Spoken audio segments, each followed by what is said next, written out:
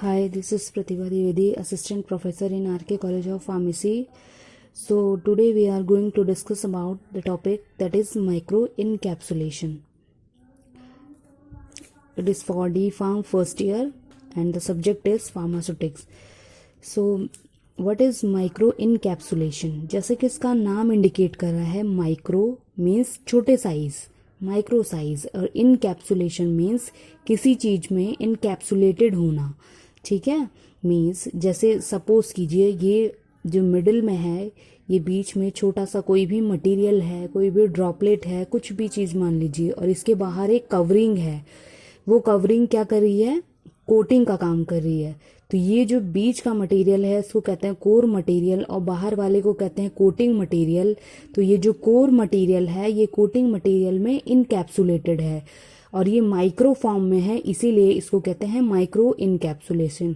तो यही छोटी सी प्रोसेस जो है वो माइक्रो इनकैप्सुलेशन कहलाती है. तो इन सिंपल वर्ड्स मैं दोबारा से बता देती हूँ कि माइक्रो इनकैप्सुलेशन क्या होता है. ऐसी प्रोसेस जिसमें सॉलिड, लिक्विड या डिस्पर्शन के कोई भी ड्रॉपलेट्स, छोटे मॉलिक्यूल्स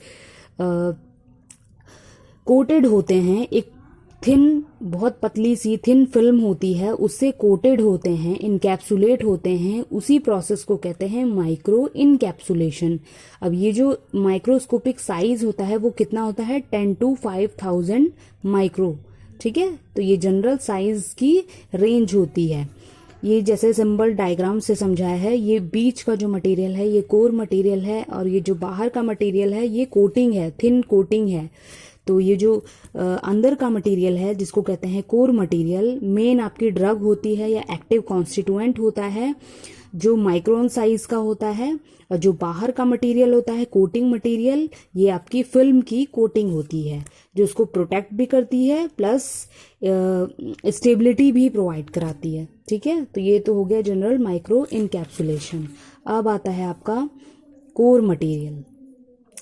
कोर मटेरियल जैसे मैंने बताया कि या तो वो एक्टिव कॉन्स्टिट्यूएंट होता है, ड्रग हो गई आपकी, ये या तो लिक्विड होता है या सॉलिड होता है. ठीक है, ड्रग या एक्टिव कॉन्स्टिट्यूएंट भी बोलते हैं इसको. मेन आपका जो मटेरियल होता है वो कोर मटेरियल होता है, जिसके बाहर जो कोटिंग होती है वो कोटिंग मटेरियल की होती है और ये कोर मटेरियल ही कोटिंग मटेरियल में इनकैप्सुलेटेड होता है. नेक्स्ट आता है कोटिंग मटेरियल. ये जनरल इसका कह सकते हो आप कि कोटिंग मटेरियल के जनरल क्राइटेरिया है कि कैसा होना चाहिए. जैसे इसमें लिखा है it should be inert towards the core material. Means आप जो आपका कोर मटेरियल है उसके बाहर जो कोटिंग मटेरियल अप्लाई हो रहा है दोनों में कंपैटिबिलिटी हाई होनी चाहिए. ऐसा नहीं कि दोनों एक दूसरे के अगेंस्ट अफेक्ट कर रहे हैं. So they should be compatible with each other. Stability high होनी चाहिए, स्टेबलाइज होना चाहिए, इनर्ट होना चाहिए, फ्लेक्सिबल होना चाहिए, हार्ड एंड थिन कोटिंग होनी चाहिए. ऐसा नहीं है कि आपने बहुत थिन कोटिंग कर दी लेकिन वो ब्रिटल हो गई, टूट गई. तो वो थोड़ा हार्ड होनी चाहिए जिससे कि वो टूटे ना. नेक्स्ट आता है आपका एग्जाम्पल ऑफ कोटिंग मटेरियल. बहुत टाइप्स के कोटिंग मटेरियल यूज करते हैं माइक्रो इनकैप्सुलेशन में. तो these are some examples of coating materials for gums like sodium alginate and gum arabic. Carbohydrate में you can use starch, dextran and sucrose. Lipids के form में you can use beeswax, stearic acid, phospholipids. ठीक है, और proteins के form में you can use gelatin and albumin. So these are some example of coating material which you can use for micro encapsulation. So ये तो हो गया आपका core material, coating material and example of coating material. Now come to the method of micro encapsulation. So these are some method or techniques for micro encapsulation like air suspension method, conservation, phase separation, centrifugal process, pan coating, spray drying and congealing, solvent evaporation, polymerization, salting out process.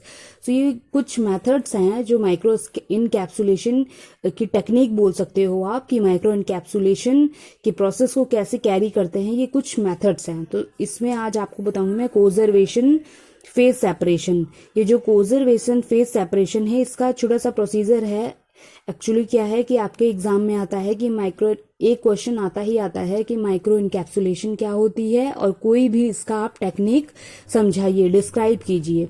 तो आपको micro encapsulation की description देनी है, definition देना है, plus उसके advantage देने हैं, और प्रोसीजर में आप इनमें से कोई भी प्रोसीजर ले सकते हो, ठीक है। तो जो थोड़ा इंपॉर्टेंट है कोजर्वेशन, फेज सेपरेशन, मैं उसका बता रही हूँ।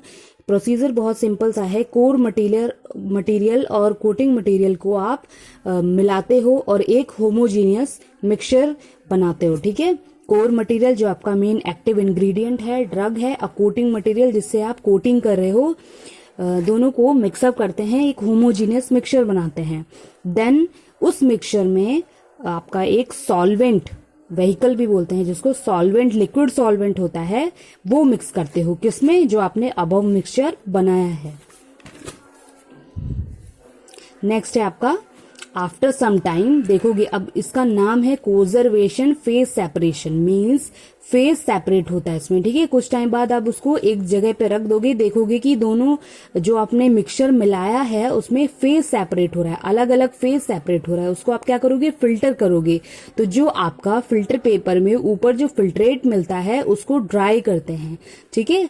जब वो ड्राई हो जाता है, पाउडर फॉर्म में आ जाता है, देन उस पाउडर फॉर्म को आप कैप्सूल के फॉर्म में भी फिल कर सकते हो, कैप्सूल में भी फिल कर सकते हो, और उसको कंप्रेस करके टैबलेट के फॉर्म में भी यूज कर सकते हो। तो ये छोटा सा मेथड है, वो है कोजर्वेशन फेज सेपरेशन के through micro encapsulation.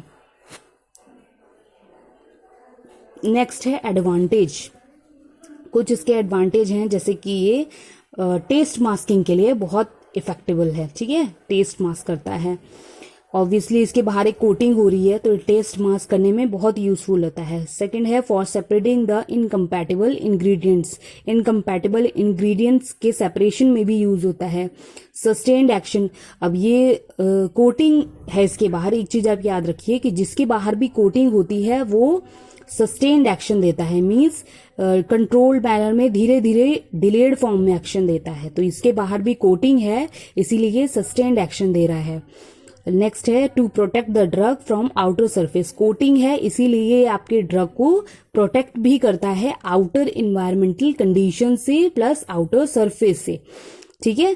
To prevent वोलाटाइलाइजेशन, बहुत सारी ड्रग्स ऐसी होती हैं जिनका नेचर क्या होता है, वोलेटाइल, इवापोरेट हो जाता है, इसीलिए जब ये कोटिंग दी जाती है तो ये वोलाटाइलाइजेशन को भी प्रिवेंट करता है।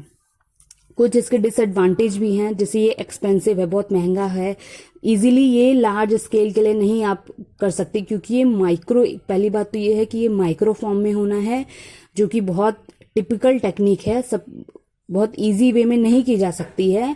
और दूसरी चीज, इसमें गलती करने के, मिस्टेक करने के चांसेस कम होने चाहिए, क्योंकि आपका जो मटेरियल है, कोर मटेरियल है, उसको भी एक तरीके से प्रोटेक्ट रखना बहुत जरूरी है। अगर आपका कोर मटेरियल या फिर जो मेन इंग्रेडिएंट है वो ही आपका खराब हो गया तो कोई फायदा नहीं है माइक्रो इनकैप्सुलेशन का। इसीलिए ये सब पर्पस के लिए यूज नहीं, सारी कोर मटेरियल के लिए यूज नहीं किया जा सकता है, हर किसी के साथ ये मेथड कंपैटिबल नहीं होता है।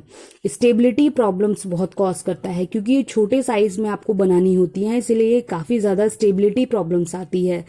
Sensitive product can not be used, sensitive product आप यूज नहीं कर सकते हो, क्योंकि माइक्रो फॉर्म में क्या होता है, सबसे बड़ा जो प्रॉब्लम आता है वो सेंसिटिव प्रोडक्ट के लिए ही आता है। सबसे पहली बात तो कोटिंग मटेरियल ऐसा होना चाहिए जो आपके प्रोडक्ट के साथ मैच करे, उसके साथ कंपैटिबल हो। अब सेंसिटिव जो प्रोडक्ट्स होते हैं जरूरी नहीं है कि वो कोटिंग मटेरियल के साथ मैच हो जाए या कंपैटिबल हो जाए, इसीलिए कुछ इसके डिसएडवांटेज हैं, कुछ एडवांटेज हैं। तो ये आपका छोटा सा टॉपिक है माइक्रो इनकैप्सुलेशन। 110% एक क्वेश्चन आता ही आता है, सो इसको इजी वे में पढ़े, छोटा छोटा करके, और अगर आपके एग्जाम में आता है तो आप माइक्रो इनकैप्सुलेशन की टेक्निक को समझाइए। डेफिनेशन इसके नोट्स मैं दे चुकी हूँ, ये उसी का डिस्क्रिप्शन है थोड़ा सा, ठीक है। तो उसका नोट्स जो है जो मैंने दिया है उसी में इसका डेफिनेशन है, एडवांटेज डिसएडवांटेज, प्लस एक टेक्निक मैंने इसको डिस्क्राइब कर दी है जो आप एग्जाम में लिख सकते हो। तो ये छोटा सा डिस्क्रिप्शन है माइक्रो इनकैप्सुलेशन का।